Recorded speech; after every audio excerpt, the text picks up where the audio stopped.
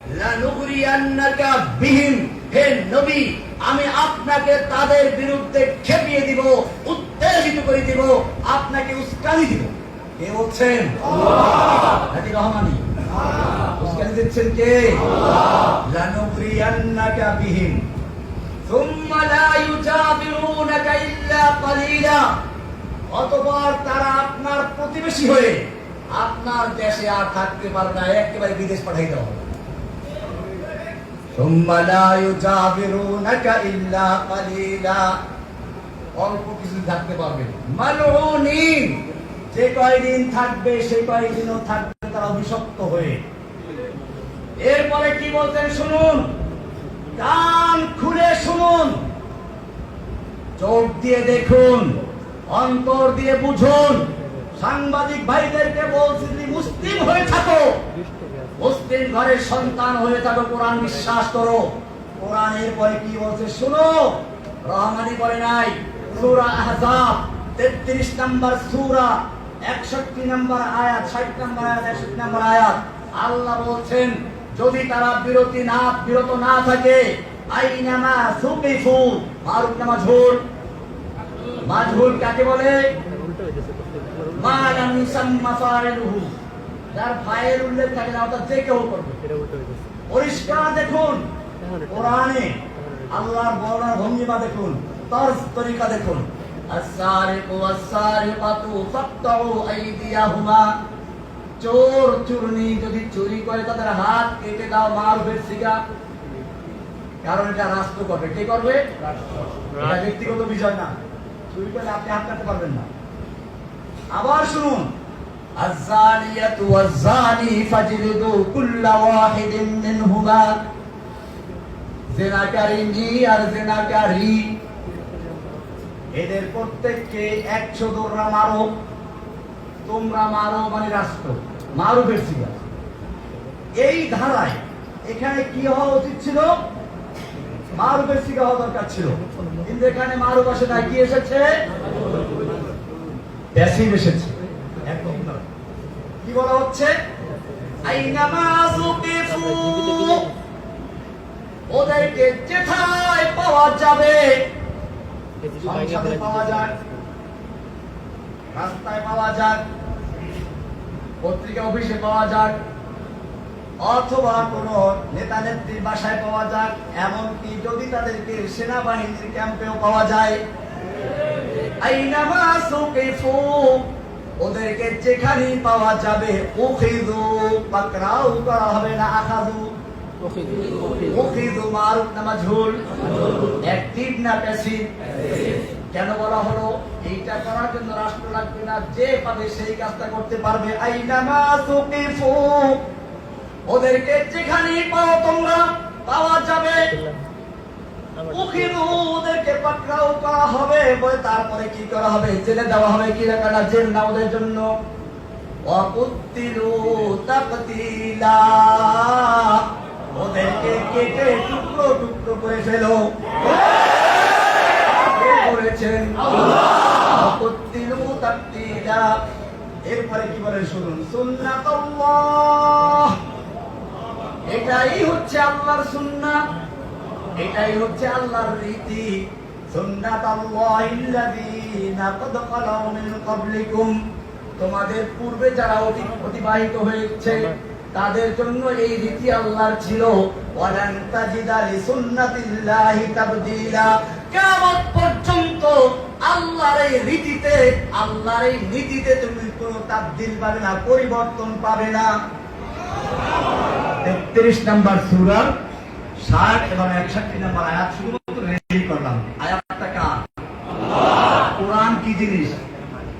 আল কোরআন কালামুল্লাহ। কোরআন কি? কোরআন কোনো মাখলুক নয়, আল্লাহর কালাম। সুতরাং আল্লাহ নিজে বলছেন, আমি শুধুমাত্র এই আয়াতটা রেডি করেছিলাম, তারপরও পরিষ্কার আমি কোনো দল গঠন করি নাই, আমি কাউকে মারতেও করি নাই, আমি আয়াতটা শুনিয়ে দিয়েছি, এর উপরে বই লিখেছি। আমার নামে মামলা হলো বলগার রাজীব হায়দার হত্যা মামলা। এই মামলাটা দ্রুত বিচারে নিয়ে আসা হলো। সাংবাদিক ভাইদের উদ্দেশ্যে বলছি, ভালো করে শুনুন। ওই মামলার রায় হয়েছিল 2015 সালের 31শে ডিসেম্বর মাসে জজ কোর্ট বন্ধ থাকে, কিন্তু আমাদের ওই কোর্ট খোলা ছিল। সারা দিন ব্যাপী কোর্ট চলত, সন্ধ্যার সময় কোর্ট চলেছে। এরপরে রায় দেওয়া হলো। ওই রায়ের 285 রায়ের কপি 285 নম্বর পৃষ্ঠায় স্পষ্ট লেখা আছে, এই মামলার আসামি তখন ওই যে শাহবাগের আন্দোলনকে কেন্দ্র করে আমাদেরকে শিবির বলা হয়েছিল, জামাত বলা হয়েছিল। দেখে এগুলো পায় না, পরে আনসারুল্লাহ বানানো হলো। ওইখানে লেখা আছে রায়ের কপিতে, এই আসামিগণ এমন কি দিয়ে লিখেছে আমার কথা, জসিমউদ্দিন রহমানীকে যদিও শিবির অথবা আনসারুল্লাহ বাংলা টিমের আধ্যাত্মিক নেতা, গুরু ইত্যাদি বলা হয়েছে, কিন্তু এটা রাষ্ট্রপক্ষ প্রমাণ করতে সম্পূর্ণ ব্যর্থ হয়েছে। জজ কোর্ট থেকে কবিতা বের করুন, সাংবাদিকদেরকে বলছি, বের করে দেখুন সেখানে কি লেখা আছে। আদালতের রায়ের মাধ্যমে স্পষ্ট হয়েছে রহমানী কোন দলের সাথে সম্পৃক্ত নয়। সুতরাং আপনারা যদি এর পরেও আমাকে এইভাবে লেখেন, আদালত অবমাননার জন্য আপনারা দায়ী থাকবেন এবং সেজন্য আইনের ব্যবস্থা নেওয়া হতে পারে। কাজেই এই বিষয়গুলো স্পষ্ট করতে হবে। আল্লাহ এবং আল্লাহর রাসূলকে নিয়ে যদি কোনো ব্যক্তি কটূক্তি করে, অবমাননা করে, আল্লাহর কোরআনের বিরুদ্ধে কথা বলে, মনে রাখবেন এই বাংলার জমিনে তাদের থাকার কোনো ইচ্ছা নাই। তাদের ইচ্ছা হলো বিদেশ যাওয়া, বিদেশ যাওয়ার জন্য তারা এগুলো করে। কাজে আমি বলছি না বাংলাদেশের তাওহীদি জনতা জেগেছে, ওদেরকে একবার চিরস্থায়ী বিদেশ পাঠিয়ে দেবে। ভাইয়েরা আমার, আজকে আমাদের মনে রাখতে হবে, এই জাগরণকে ধরে রাখতে হবে। এরপরে যদি কোনো চক্রান্ত শুরু হয়, আজকে যেভাবে ওলামায়ে কেরাম, তলাবায়ে ইলম, স্কুলের ছাত্র, মাদ্রাসার ছাত্র, তাওহীদি জনতা একাত্র হয়ে ময়দানে নেমেছিল, ঠিক এই ঐক্যবদ্ধতাকে ধরে রাখতে হবে। কিয়ামত পর্যন্ত যদি আমরা এরকম থাকি, তাহলে ইসলামকে কেউ ধ্বংস করতে পারবে না ইনশাআল্লাহ। আমাদের সেজন্য প্রথম কাজ হচ্ছে ঐক্যবদ্ধ থাকা। 2 নম্বর কাজ হচ্ছে এই চেতনাকে, হাসিনা যেমন একটা চেতনা তৈরি করেছিল, আমাদেরও চেতনা তৈরি করতে হবে। আমি মূলত আসলে কোন দলের সদস্য ছিলেন, এই বাস্তব। আমার কি কাজ ছিল, আমি যখন দেখলাম গণজাগরণ মঞ্চ তৈরি করলো এবং তারা সারা বাংলাদেশে একটা জাগরণ তৈরি করার চেষ্টা করলো, যদিও তাদের স্লোগান ছিল রাজাকার বিরোধী, কিন্তু এই রাজাকার বিরোধিতার আড়ালে ছিল ইসলাম বিরোধিতা, ইসলামের বিরুদ্ধে চেতনা তৈরি করা। তখন আমার ইচ্ছা ছিল বাংলাদেশে ওই গণজাগরণকারীদের বিরুদ্ধে একটা তাওহীদের জাগরণ তৈরি করা। এই জাগরণ নিয়ে মাঠে নেমেছিলাম এবং আলহামদুলিল্লাহ আজকে দেখতে পাচ্ছি, আমি যদিও সে সময় শুরু করেছিলাম, আজকে বাংলাদেশের যে প্রান্তে যাই, এখনো যাওয়ার সুযোগ হয় না, শুধু কয়েকটা মসজিদের চিকিৎসা জন্য গেছে নামাজ পড়ার জন্য, যে মসজিদে যাই কোনো ঘোষণা নাই, কিচ্ছু নাই, দেখেই বলে জানে রমেশ আছে। আর মানে হচ্ছে যেই জাগরণের স্বপ্ন দেখেছিলাম 2013 সালে, আল্লাহ রাব্বুল আলামিন আমাকে জেনে রেখে সেই জাগরণকে বাংলার ঘরে ঘরে পৌঁছে দিয়েছে।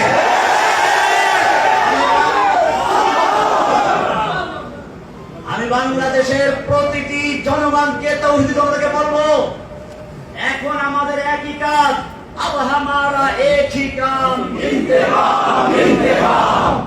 আমাদের একই কাজ এখন, ইন্তেকাম মানে প্রতিশোধ। আমি জেল থেকে মুক্ত হয়ে বলেছিলাম, প্রতিশোধ শুনলেই তো সবাই কান খাওয়া করে, আমার প্রতিশোধ দিতে বলেছে। আমি বলেছিলাম এই প্রতিশোধ ঠিক আছে, কিন্তু প্রতিশোধের আমার প্রথম কাজ ক্ষমা করে দেওয়া। যেমন আজকে এখানে আমি বলেছি যে সাংবাদিক ভাইয়েরা বিগত সরকারের চাপে পড়ে হোক অথবা শিখানো মিথ্যা হোক আমার বিরুদ্ধে অপপ্রচার করেছে, আমি তাদেরকে ক্ষমা করে দিয়েছি। আল্লাহর রাসূল সাল্লাল্লাহু আলাইহি ওয়াসাল্লাম আমাদের শিক্ষা দিয়েছেন, আমাদের প্রতিশোধটা এইভাবেই হয়, ক্ষমার চেয়ে কোনো বড় প্রতিশোধ নেই। রাসূলুল্লাহ সাল্লাল্লাহু আলাইহি ওয়াসাল্লাম যখন মক্কা বিজয় করলেন, 10,000 তরবারি তার ইশারার অপেক্ষায় আছে। একটু যদি বলেন যে খালি মক্কার কুফারদের শেষ করে দাও, সব শেষ হয়ে যায়। আল্লাহর নবী জিজ্ঞেস করেছিলেন, ওহে মক্কার লোকেরা, আজকে তোমরা আমার থেকে কেমন আচরণ আশা করছো? মক্কার লোকেরা তো জানে আমরা কারা। মক্কার লোকেরা জানে তারাই ওই লোকগুলো যারা রাসূল সাল্লাল্লাহু আলাইহি ওয়াসাল্লামকে হত্যা করার জন্য ঘেরাও করেছিল। তারা ওই লোকগুলো যারা বেলালকে দুপুরে রোদ্রে চিপ করে শুয়ে রেখে উপরে পাথর চাপা দিয়ে রেখেছিল। তারা ওই লোকগুলো যারা বেলাল রাদিয়াল্লাহু তাআলা আনহুকে নির্যাতন করলো, সুমাইয়া রাদিয়াল্লাহু তাআলা আনহাকে রক্তাক্তে বর্ষা দিয়ে আঘাত করে হত্যা করেছিল। এই লোকগুলোর এখন একটু পানি আসতো মুখে, বললো যে একজন উত্তম চাচার থেকে, উত্তম ভ্রাতার থেকে যা আশা করে সেই আশাই আমরা করছি। আল্লাহ নবী সাল্লাল্লাহু আলাইহি ওয়াসাল্লাম বলেছিলেন, আজকে আমি তোমাদের জন্য সে কথাই বলছি যা বলেছিলেন আমার ভাই ইউসুফ আলাইহিস সালাম তার ভাইদের উদ্দেশ্যে। যখন তার ভাইয়েরা তার হাতে ধরা পড়লো, তার কাছে আসলো, তখন তিনি যা বলেছেন আজকে তাই বলছি, লা তাসরিবা আলাইকুমুল ইয়াউম, আজকে তোমাদের বিরুদ্ধে আমার কোনো ক্ষোভ নেই, কোনো প্রতিশোধ নেওয়ার ইচ্ছা নেই। ইযহাবু আনতুম তুলাকা, তোমরা সব যাও, তোমাদের সকলকে আমি আম ক্ষমা ঘোষণা করলাম, সাধারণ ক্ষমা ঘোষণা করলাম। এটার নাম হচ্ছে প্রতিশোধ। দুশমন যখন হাতের মুঠোর মধ্যে চলে আসে তখন দুশমনকে মারা সহজ, কিন্তু ক্ষমা করা কঠিন, রাগ নিয়ন্ত্রণ করা কঠিন। আমাদের প্রিয় নবী, আমাদের রাসূল সাল্লাল্লাহু আলাইহি ওয়াসাল্লাম শিক্ষা দেন নাই অসহায় মানুষকে হত্যা করার জন্য। তিনি বললেন, দুশমন যখন হাতের মুঠোর মধ্যে চলে আসে তাদের ক্ষমা করে দেওয়া সবচেয়ে বড় কাজ। কিন্তু এই ক্ষমা সকলের জন্য প্রযোজ্য নয়। যাদের অন্যায় সীমা অতিক্রম করেছে তাদের বেলায় ক্ষমা প্রযোজ্য নয়। আল্লাহর নবী সাল্লাল্লাহু আলাইহি ওয়াসাল্লাম সেই মক্কা বিজয়ের মহান ক্ষমার দিবসে 13-14 জন বা আরো কিছু কম বেশি লোককে ক্ষমা মাফ করলেন না, তাদেরকে ক্ষমার বাইরে রাখলেন। অবশ্য তাদের অনেকেই পরে ইসলাম কবুল করেছে। এর মধ্যে একজন ছিল ইবনে খাতাল, যার অপরাধ ছিল ইসলাম কবুল করে মদিনায় গিয়েছিল। পরে সে আসলে ছিল মুনাফিক। মক্কায় চলে আসলো, দুটো দাসী কিনে আল্লাহর নবীর বিরুদ্ধে সমালোচনামূলক গান গাওয়াতো, নর্তকী, কনসার্ট করত। আল্লাহর নবী সাল্লাল্লাহু আলাইহি ওয়াসাল্লাম ইবনে খাতাল সম্পর্কে বললেন যে তাকে ক্ষমা করা হবে না। আল্লাহর নবী এখনো লোহার টুপিটা খোলেন নাই, মাথায় এখনো লোহার অস্ত্রটা, দেহ লোহার সেই হেলমেট বা লোহার পোশাকটা আছে। এর মধ্যে একজন এসে বলল, ইয়া রাসূলুল্লাহ, ইন্না ইবনা খাতাল মুতাআল্লিকুন বিআস্তারিল কাবা। ওই যে ইবনে খাতাল যাকে ক্ষমা করা হয় না, সে তো কাবার গিলাফ ধরে আছে। আর কাবা সম্পর্কে কোরআনে বলা আছে, ওমান দাখালাহু কানা আমিনা। শুধু কাবা নয়, কাবার যে হেরেমের সীমানা, হারামের সীমানা, এই সীমানার মধ্যে যে প্রবেশ করবে সেই নিরাপদ থাকবে। এই তো কাবার গিলাফ ধরে আছে, একে কি করবে? আল্লাহর নবী সাল্লাল্লাহু আলাইহি ওয়াসাল্লাম বললেন, এই ইবনে খাতাল কাবার হারামের ভিতরে নয়, তওয়াফের জায়গায় নয়, কাবার গিলাফ ধরে ঝুলে থাকলে তাকে ওখানে হত্যা করে দাও। এভাবে আজকেও যারা জেনে বুঝে ইচ্ছা করে আমাদের সেই কচি কচি ছাত্রদের বুকে গুলি চালিয়েছে, যারা নিরস্ত্র আবু সাঈদের বুকে গুলি চালিয়েছে, তাদের যদি ক্ষমা করা হয় তার ইতিহাস আমাদের ক্ষমা করবে না। গুলি করেছে, নিরস্ত্র যুবকদের, ছাত্রদের বুকে গুলি করেছে, অসহায় মানুষদের বুকে গুলি করেছে, তাদের জন্য কোনো ক্ষমা করা হবে না। তাদের প্রাপ্য শাস্তি তাদেরকে পেতেই হবে। ভাইয়েরা আমার, আমি এই জন্য বলেছিলাম, আব হামারা এক হি কাম, ইন্তেকাম, ইন্তেকাম। প্রথম ধাপ হলো ক্ষমা, দ্বিতীয় ধাপ হচ্ছে যারা সীমাহীন অন্যায় করেছে তাদের শাস্তিকে অনতি দেওয়া। 3 নম্বর আমাদের কাজ হচ্ছে এখন ব্যাপকভাবে তাওহীদের দাওয়াত দেওয়া। যতদিন পর্যন্ত কোরআন এবং সুন্নাহর দাওয়াত পৌঁছে না যাবে, যেই মানুষেরা এদেশের মুসলিমরা কোরআনকে ভালোবাসে, রাসূলকে ভালোবাসে, তারা বুঝেছে সালাত ফরজ, এজন্য তারা মসজিদ তৈরি করে, মাদ্রাসা তৈরি করে, ইমামের বেতন দেয়, রমজান মাসে তারাবির পয়সা দেয়, হাফেজকে খাওয়ায়, কারণ তারা বুঝতে পেরেছে এগুলো দ্বীনি কাজ। এই লোকগুলো যদি বুঝে সালাত যেমন ফরজ, সিয়াম যেমন ফরজ, ঠিক তেমনি ভাবে আল্লাহর জমিনে আল্লাহর দ্বীন কায়েম করা ফরজ, তাহলে এই লোকগুলো দ্বীন কায়েমের জন্য জীবন দিবে। সেজন্য আমাদের এখন আরেকটি কাজ হচ্ছে এই মানুষের মাঝে চেতনা তৈরি করে দেওয়া, আল্লাহর জমিনে আল্লাহর দ্বীন কায়েম করার জন্য আল্লাহ তাআলা নির্দেশ করেছেন আন আকিমুদ্দিন। সব নবীদের প্রতি একই নির্দেশ ছিল, আমাদের প্রতি একই নির্দেশ। আমাদের নবীর প্রতি বিশেষ নির্দেশ হলো ওয়াল্লাযী আরসালা রাসূলাহু বিল হুদা ওয়া দীনিল হক লিইয়ুযহিরাহু আলাদ দীনি কুল্লিহি।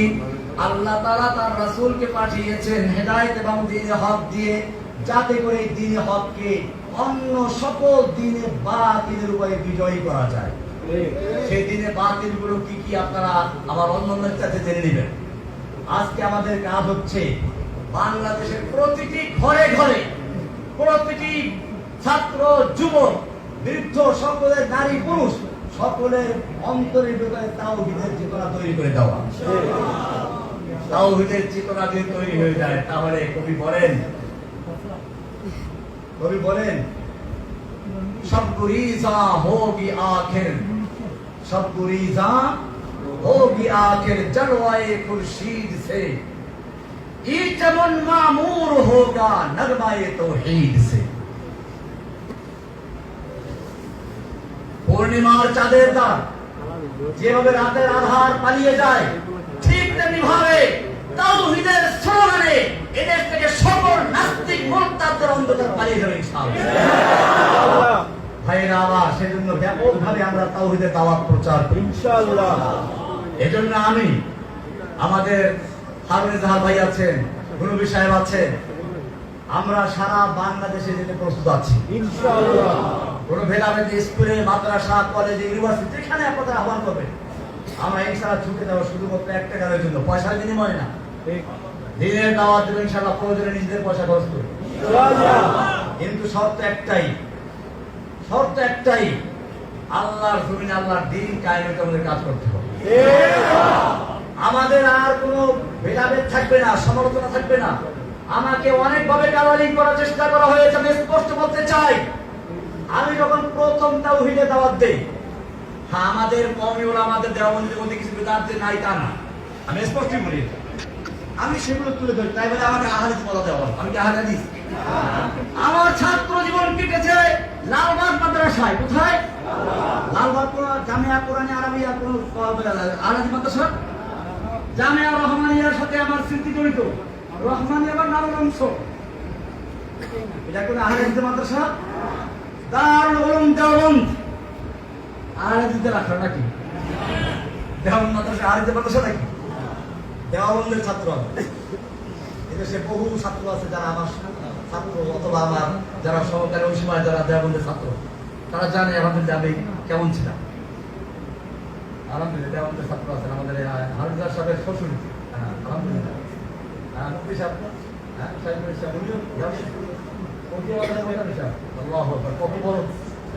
আমার তো আসলে আজকে দেখেন, আমি নামাজ পড়তে গিয়ে ভয়ঙ্কর গিয়ে আমার এমনি তো দুর্বল আছি, তারপর যে থেকে আসলে দুর্বল কথাবার্তা বলি নাই, একাত্তর হয়ে যাচ্ছে। আর সবচেয়ে বড় কথা হচ্ছে এইরকম বুজুর্গদের সামনে, বিশেষ করে আমার সেই দেওবন্দের আকারের আমার এখানে বসা, দেওবন্দ মাদ্রাসার জন্মই হয়েছিল আন্দোলন করার জন্য। আপনারা জানেন ডক্টর টমসন একজন ইংরেজ ঐতিহাসিক, তিনি লিখেছেন যে ইংরেজরা ওলামায়ে কেরামদেরকে এমন হত্যা করেছিল, দিল্লির চাঁদনি চক থেকে খয়বর পর্যন্ত এমন কোন গাছ ছিল না যে গাছের প্রত্যেকটা ডালে ডালে একজন আলেমকে ফাঁসিতে ঝুলানো হয়েছিল। ওলামায়ে কেরামদেরকে মারটা দিবে নিবন্ধ করা হয়েছিল, কিন্তু তারপরেও তারা ওই যে আগে কবিতা বললাম ওরকম তারা সিনা টান করে ময়দানে এসেছিলেন। আজকে ভারতবর্ষে, বাংলাদেশ, পাকিস্তান, ইন্ডিয়া, আফগানিস্তান যেখানেই বলেন, ইসলামের যতটুকু আলো দেখা যায় সেটা ওই দেওবন্দের ছাত্রদের দ্বারাই হয়েছে।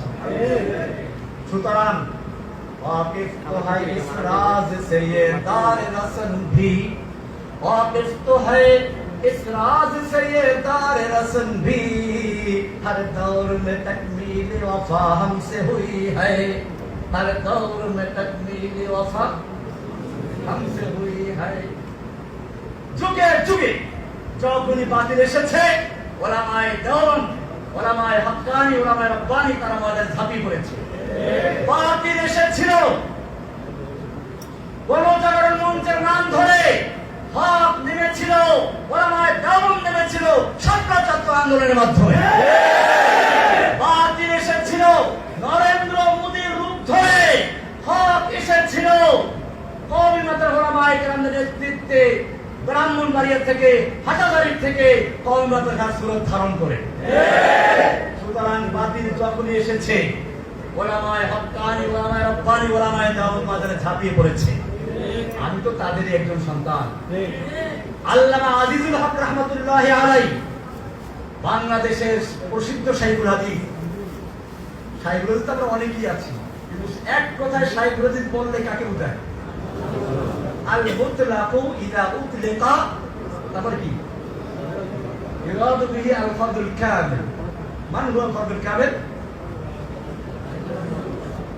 যদি শুধু বলা হয় শাইখুল হাদিস তা কাকে বোঝায় এই যে দুনিয়া থেকে চলে গেলেন কত বছর হয়ে গেছে এখন পর্যন্ত কি আছে তার নাম জীবিত আছে আল্লামা শাইখুল হাদিস রাহমাতুল্লাহ আলাইহি দেখতাম যখনই কোনো ইসলামী কোনো কার্যক্রম শুরু হয়ে গেছে তিনি বলতেন আবু বকর রাদিয়াল্লাহু সেই মহান উক্তি আয়ান কুসুদ্দিন ওয়া আনা হাই দ্বীনের সামান্য ক্ষতি হবে আর আমি জীবিত থাকবো এটা হতে পারে তিনি ময়দানে ঝাঁপিয়ে পড়েছেন তিনি বারবার জেলে গিয়েছেন নির্যাতিত হয়েছেন আমি তো তার ছাত্র আল্লামা আজিজুল সাহেবের ছাত্র মুফতি আমিনের ছাত্র আমি লালবাগের ছাত্র আমি মানিকগঞ্জ এটা জানে না আমি জানি রহমানের লালবাগের লালবাগ থেকে শুরু পরে রহমানিয়া থেকে শেষ দাওরা শেষ করে তারপরে দেওবন্দ গেছি ভাইয়েরা আমার তাহলে কেন আমাকে এই কালারিং করা হলো আমি আপনাদের সাথে স্পষ্ট বলি আমার বক্তব্যের কিছু ভাষা করা হয়েছে যদি উচ্চারণ করুন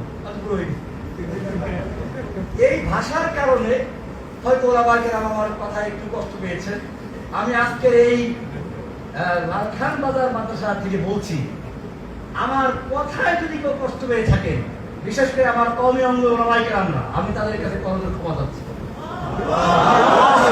আমি আপনাদের সন্তান আমি আপনাদের বাচ্চা খেতে যে নামে তার পায়ে কাদা লাগে আমি খেতে নেমেছিলাম কাদা লেগেছিল কিছু সেই কাদাগুলো ধুয়ে মুছে পরিষ্কার করে আপনাদের খেদমতে এসেছি ইনশাআল্লাহ বাকি জীবনটুকু যেন ওলামায়ে দেওবন্দ ওলামায়ে হক্কানি ওলামায়ে রব্বানি তাদের সাথে থেকে ইসলামের বিজয় দেখে যেতে পারি সেই জন্য আপনাকে দোয়া কামনা করছি এখন আমার একই কাজ ইউযহিরাহু আলাদ দ্বীনে সকল দ্বীনে বাতিলের উপরে দ্বীনের হককে বিজয়ী করার জন্য বাংলাদেশের প্রান্তে প্রান্তে ছুটে যাওয়ার ইচ্ছা আছে ইনশাআল্লাহ এই শাইখুল হাদিসরাও ইনশাআল্লাহ আমাদের সাথে থাকবেন শুধু আমরা মাঝ বয়সীরা না আমাদের সঙ্গে এই বৃদ্ধরা থাকবেন যুবকরা থাকবেন জেনে রাখবেন কোন একটা বিপ্লব যদি তৈরি হতে হয় যুবকের রক্ত মুরব্বীদের পরামর্শ ধনীদের অর্থ কয়টা বললাম আবার শুনেন ওসমানদের অর্থ ওসমান বলি অর্থ আলীর মতো যুবকদের শক্তি আর আবু বকরের মতো মুরব্বীদের ছায়া এই তিনটার সমন্বয় যখন ঘটে তখন বিজয় আসে ইনশাআল্লাহ এখন থেকে আমি ধন্যবাদ জানাই আমাদের হারুন ইজাহার সাহেবের আব্বা মুফতি ইজাহারুল ইসলাম চৌধুরী সাহেবকে আপনারা অনেকে হয়তো দূরে তারা চেনেন না আমি যখন হারুন ইজাহার সাহেবের নামও শুনি না তখন ওনার নাম আমি শুনেছি এই বাংলাদেশে ইসলামের জন্য যারাই কাজ করেছেন সবাই বলতেন আমরা লালখান বাজার মাদ্রাসায় মুফতি ইজাহারুল ইসলাম চৌধুরী সাহেবের কাছ থেকে ওনার ওখানে আছি সুতরাং আমার মনে হচ্ছে আজকের এখান থেকে যেভাবে আমি দেখতেছি যুবকদের ভাইদের দেখতে পাচ্ছি আমি আশাবাদী যে এই জাগরণের স্বপ্ন দেখেছিলাম 2013 সালে ওদের গণজাগরণ মঞ্চের জবাব দেওয়ার জন্য ঝাড়ু দিয়ে পিটালে চলবে না, অন্ধকার দূর করতে হলে আলোর মশাল জ্বালাতে হবে। সেজন্য গণজাগরণ মঞ্চের অন্ধকার দূর করার জন্য তাওহীদের আলোর মশাল নিয়ে ময়দানে নেমেছিলাম। আজকে আমি লালখান বাজারে দেখতে পাচ্ছি সেই মশাল জ্বলতে জ্বলতে ওদের পরিচয় আমি লাগিয়ে দিয়েছি।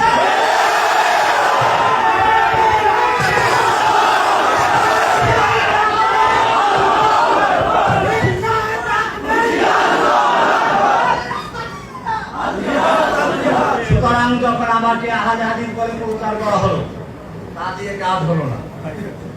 এরপরে ধরলো সবচেয়ে বড় অস্ত্র জঙ্গি। এই জঙ্গি শুধু আমাকে নয়, যেই কোন ইসলামের জাগরণ তৈরি করার মতো কোন প্রোগ্রাম নিয়ে মাঠে এসে তাকে জঙ্গি বলা হয়েছে। সুতরাং আমাদের পিছনে এখনো লাগা আছে। এখন থেকে যদি আমাকে বা অন্য কাউকে, যে কোনো আলেমকে যদি কোনো তকমা দেওয়া হয়, যদি কোন রকম অপবাদ দেওয়া হয়, সেটা হোক মামুনুল হক, হোক হারুন এজাহার, হোক জসিমুদ্দিন রহমানী, হোক গুলবি, হোক আলী হাসান সামা, হোক রফিকুল ইসলাম মাদানী, এরকম আরো যাদের নাম না জানা আছে, আপনারা প্রত্যেকটা আলেমের পক্ষে ঢাল হয়ে ইনশাআল্লাহ তাদেরকে কথা বলা হবে। আপনারা সেই ঢাল, আপনারা সেই যুবক যারা রাসূল সাল্লাল্লাহু আলাইহি সাল্লামকে উহুদের ময়দানে একা হয়ে পড়েছেন, তীর তরবারি আঘাত আসছে, সাহাবায়ে কেরাম নিজেদের বুকটাকে ঢাল করে দিয়েছে। আমি চাই বাংলাদেশের ছাত্র জনতা যারা পুলিশের গুলির সামনে নিজের বুক পেতে দিয়েছো, আবারও যদি কোনো আলেমের উপর আক্রমণ আসে, কোনো আলেমকে ছেড়ে দেওয়ার চক্রান্ত করা হয়, তোমাদের সে বুকে তাজা রক্তের মাঠে অবতরণ করতে হবে। अब हमारा एक ही काम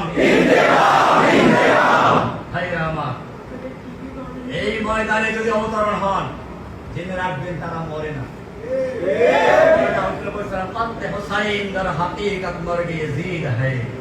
ইসলাম জিন্দা হোতা হ্যায় হর কারবালা কে বাদ। সুতরাং কোন বাতিলের রক্তচক্ষুকে ভয় না পেয়ে আমাকে দুইবার পুরস্কার দেওয়ার জন্য হয়েছে। আমি জেলখানার ইতিহাস বলতে চাচ্ছি না, ওটা আমার মধ্যে আল্লাহর মধ্যে থাকবে। কিন্তু আমার সবচেয়ে বাধা লেগেছিল, আপনাদের শোনা দরকার এটা। আমাকে বলা হয়, রহমানী সাহেব কথা তো অনেক বলেছেন, অনেক শক্তি দেখিয়েছেন, আল্লাহ আপনাকে দেখে না, আল্লাহ ব্যস্ত আছে। কোরআনে বলা, শোনেন কি বলে, শোনেন নাউযুবিল্লাহ পরে বলেন, শোনেন কি বলে। তারা বলতে চায় কোরআনে আছে ওই যে ইয়াসআলু মান ফিস সামাওয়াতি ওয়াল আরদি কুল্লা ইয়াউমিন হুয়া ফি শান। ওই যে আল্লাহ তো এখন ব্যস্ত আছে, শানটা ব্যস্ত হয়েছে, আল্লাহ তো এখন ব্যস্ত আছে। সানাফুরু লাকুম আইয়ুহাস সাকালান, আল্লাহ আমাদেরকে ছেড়ে দিয়েছেন ধরবো, তো যখন ধরবে তখন বুঝবো। এখন তো আমরা আপনাকে ধরছি, এখন আমরা যা করি আল্লাহ আমাদের ধরবে না। চিন্তা করেন কোরআন কি কত অপব্যাখ্যা করছে। এটা নিশ্চয়ই কোন শয়তান শিক্ষা দিয়েছে। আমি তখন প্রতিবাদ করেছিলাম, এরপরে আমাকে ক্রসফায়ার দেওয়ার নিয়ে গেল। আমি আপনাদেরকে বলছি, আমাকে তখন ক্রসফায়ার যখন নিয়ে যাওয়া হলো, চোখ বাঁধা, হাতে হ্যান্ডকাপ লাগানো, আমার মনে হচ্ছিল আমি এই এখনই পাখি যেমন উড়াল যাওয়ার আগে হালকা হয়ে যায়, বিমান যাওয়ার আগে সবাইকে হালকা হয়ে যায়, এখনই উঠবে, ঠিক তেমনি ভাবে আমি আল্লাহর কাছে এক্ষুনি চলে যাবো। দিচ্ছিলাম কেন পারে না বলি, দেরি সহ্য হচ্ছে না, এমন একটা আশা নিয়ে অপেক্ষা করছিলাম। আমি মনে করি তখন যদি আমাকে গুলি করা হতো, হয়তো আমার মাঝে আর আল্লাহর সাথে সাক্ষাতের মাঝে শুধুমাত্র গুলিটাই ব্যবধান। আজকে ভয় পাওয়ার কোনো কারণ নেই, ভয়ের কারণ নেই।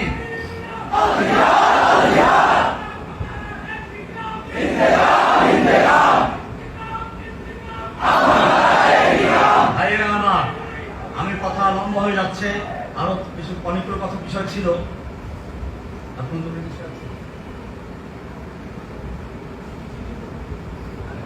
নির্যাতনের বিষয়টা আসলে হচ্ছে কি, দেখেন আল্লাহ তাআলার দ্বীনের পথে যারা যায়, দেখেন পাখি মানুষ খাতায় পারে না, কাউয়া পারে, কাউয়া মানে কি,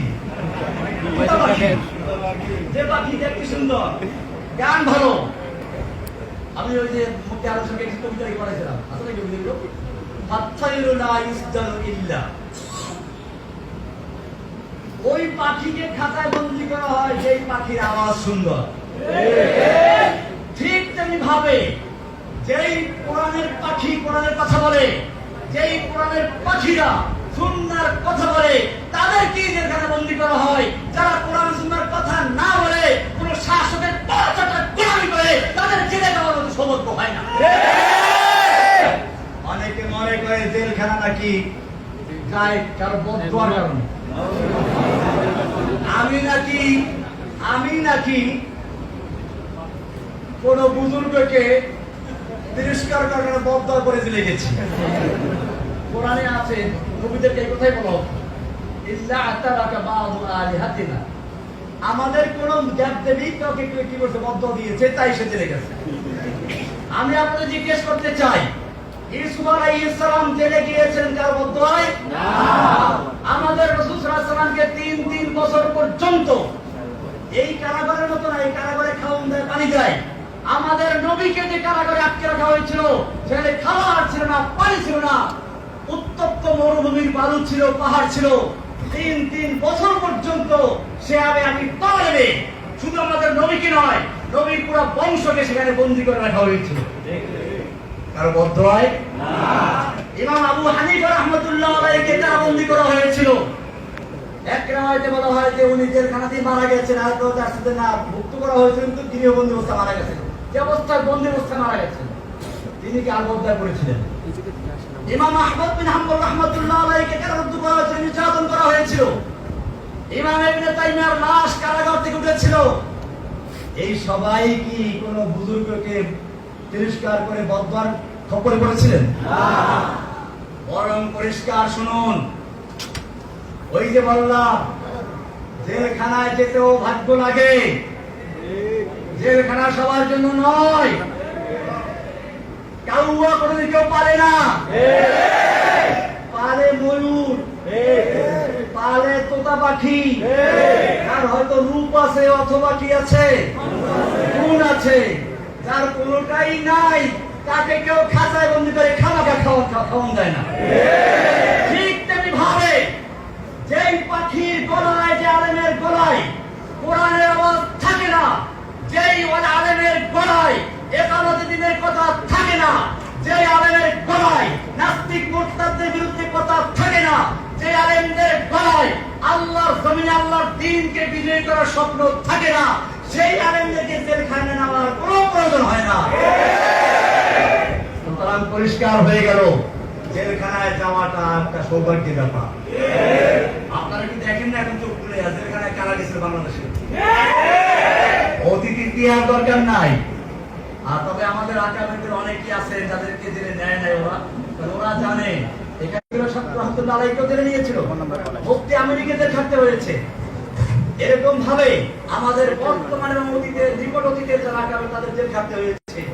সুতরাং মনে রাখতে হবে, আমরা তাদেরই সন্তান। উলাইকা আবাই ফাজিনি বিমিসলিহিম রাহমাতুল্লাহ আলাইহি। আমাদের আব্বা ইমাম ইবনে তাইমিয়া রাহমাতুল্লাহ আলাইহি, আমাদের আব্বা হোসেন আহমদ মাদানী, কাসিম নানতুবি, মাহমুদ হাসান দেওবন্দি রাহমাতুল্লাহ আলাইহি আজমাইন, আমাদের আব্বা আল্লামা আজিজুল আকরাম রাহমাতুল্লাহ আলাইহি, আমাদের আব্বা আমিন রাহমাতুল্লাহ আলাইহি, আমিনের আব্বা, আমাদের আব্বা